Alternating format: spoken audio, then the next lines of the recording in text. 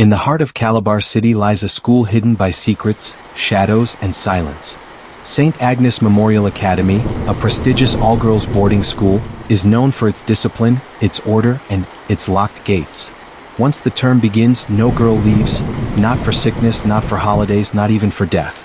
Hello, welcome to African Folktale by Patra. Please comment, like, and subscribe. In the heart of Calabar City, where the humid air sways with the scent of pepper soup, hibiscus flowers, and old secrets, there sat a vast colonial building cloaked by tall jacaranda trees. This was Saint Agnes Memorial Academy for girls. Its stone walls whispered stories older than Nigeria itself. Stories of missionaries, of blood spilled under moonlight, of things buried that should never rise again. The academy opened its gates each September to accept a new set of girls, bright-eyed, fresh-faced teenagers between the ages of 12 and 18. Once inside, the heavy wrought iron gates creaked shut with a finality that sounded almost like a warning. 17-year-old Amara stepped out of the Peugeot 504, her mother squeezing her hand with a nervous smile. "Do well, my daughter," her mother whispered. "Obey your teachers. And pray. Always pray." Amara clutched her worn brown box and looked up at the towering statue of Saint Agnes. The marble saint held a lamb in one hand and a dagger in the other. She didn't know it then, but that dagger was not just a symbol. It was a promise. On the first night, the headmistress addressed the girls in the cathedral-like dining hall. Her name was Mother Ibinabo, a tall woman with silver-gray eyes and lips that rarely smiled. "Welcome to Saint Agnes," she said. "Here you will learn discipline, purity, obedience, and silence. You are not allowed to leave these walls until the term ends. No exceptions. Anyone who attempts to break this rule." She let the silence linger like a snake in the room. "Will never be seen again." The girls laughed nervously, thinking it a joke. Only the older students didn't laugh. Their eyes remained fixed on their food. Amara sat beside her new roommates. Kemi, a talkative Yoruba girl from Ibadan, Ngozi, a withdrawn girl with tribal scars, and Fatima, a Hausa girl who wore a leather charm beneath her blouse. They whispered late into the night. "Why can't we leave?" Amara asked. Kemi shrugged. "They say it's for our safety. But last year, 2 girls tried to run. The next day, we found their uniforms at the chapel gate. But no bodies." Ngozi added in a low voice, "Sometimes at night, you hear voices in the wall, chanting in Latin." Fatima clutched her charm. "My mother said this school is built on cursed land." 2 weeks into term, a girl named Chidinma vanished. Her bed was empty at dawn. Her clothes were gone. But her Bible lay open on Psalm 91. The teacher said she was withdrawn by her parents. But Amara noticed something strange. In the chapel, Chidinma's name was etched into the marble wall beneath the statue of Saint Agnes. "Why is her name there?" she asked. No one answered. The older girls avoided her gaze.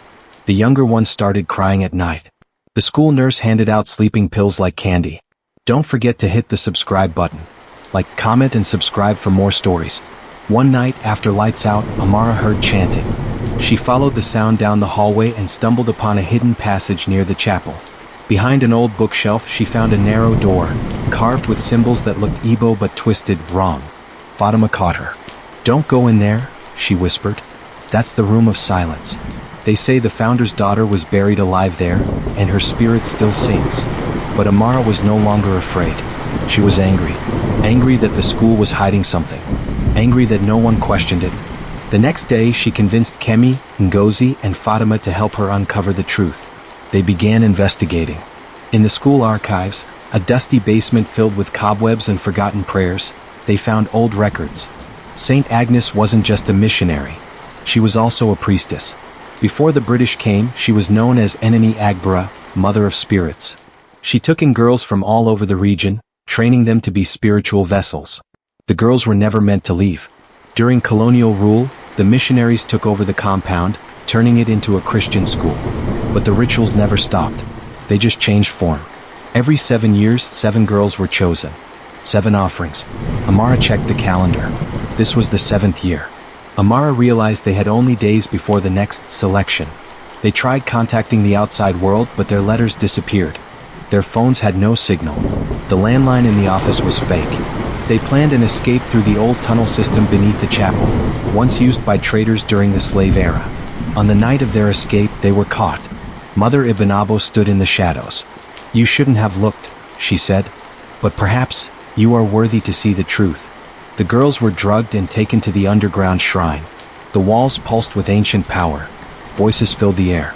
Saint Agnes stood in spirit, her face twisted with both holiness and horror. She demanded obedience, sacrifice. But Amara had taken Fatima's charm. She held it up and began to chant a counter-ritual she had found in the archives. The ground shook. Ghosts of past students appeared, surrounding the priestesses. The shrine began to collapse. Amara awoke in a hospital. The school had burned down. Only 4 girls survived. The newspapers called it a fire accident. But Amara knew the truth. Each year the school had fed on innocent lives. Now the curse was broken. Or so they thought. A month later, Amara received a letter. No return address. Only a symbol. The same symbol on the forbidden door. And inside, a note: the gate is never truly closed. 6 months later, Saint Agnes Memorial Academy reopened. Not in the same location, but deep in the dense outskirts of Calabar, on land recently blessed and reclaimed from the forest. The gates were shinier now, the walls newly painted. A new headmistress stood at the helm, Sister Miriam, young, with gentle eyes and a confident smile. But not all things were new. Inside the rebuilt chapel, beneath the altar, the marble statue of Saint Agnes had returned. Her lamb still smiled. And in the shadows of the dormitories, strange whispers began again. Amara, now living in Enugu, often woke at night drenched in sweat. She dreamed of corridors she'd never entered. She heard girls calling her name. One night she saw them. 7 of them. Dressed in the school's old green and white uniforms. One stepped forward. "Chidinma," she whispered, "you stopped the fire. But the root is still alive." Amara sat up, trembling. She knew what she had to do. Saint Agnes wasn't finished. Amara packed her bag quietly. She didn't tell her parents. Something beyond her own will pulled her back to Calabar. When she reached the outskirts, the air was colder than she remembered.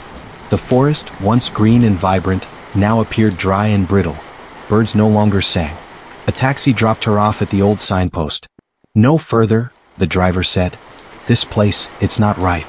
Amara walked the last mile alone. When she reached the gate of the new Saint Agnes, it opened on its own. Inside, the compound was eerily quiet. Too quiet. Then she saw them, girls playing on the lawn, teachers walking by, all smiling too perfectly, eyes empty like wax dolls. She spotted a familiar face, Fatima. But Fatima didn't recognize her. "Amara? Who?" Fatima blinked slowly. "I'm sorry. I don't know you." Amara backed away. Something was wrong. Deeply wrong. Suddenly the bell tower rang.